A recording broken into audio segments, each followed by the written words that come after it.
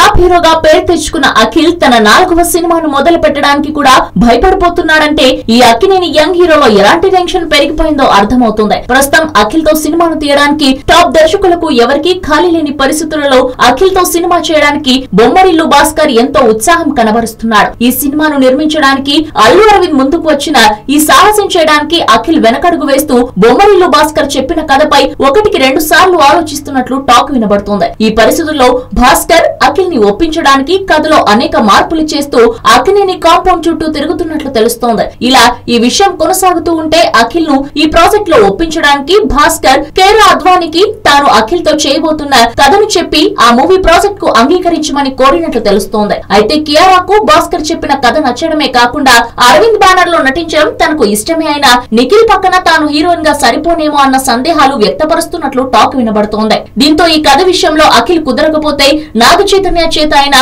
Okay అనిపించుకోవాలని Bhaskar తన వంతు ప్రయత్నాలు చేస్తున్నట్లు తెలుస్తోంది. దీంతో అఖిల్ భాస్కర్ చెప్పిన కథ నచ్చక టాప్ దర్శకులు ఎవరు తన వైపు చూడక అక్కినేని ఫ్యామిలీ సపోర్ట్ ఉండి కూడా తన కెరియర్ కు ఒక మంచి బ్రేక్ ఇప్పించుకోలేకపోతున్నానన్న టెన్షన్ లో ఉన్నట్లు సమాచారం. హలో, మిమ్మల్నే యోయో టీవీ యాప్ డౌన్లోడ్ చేసుకున్నారా? ఇంకా లేదా? మీ యాప్ స్టోర్ కి వెళ్ళి వెంటనే డౌన్లోడ్ చేసుకోండి.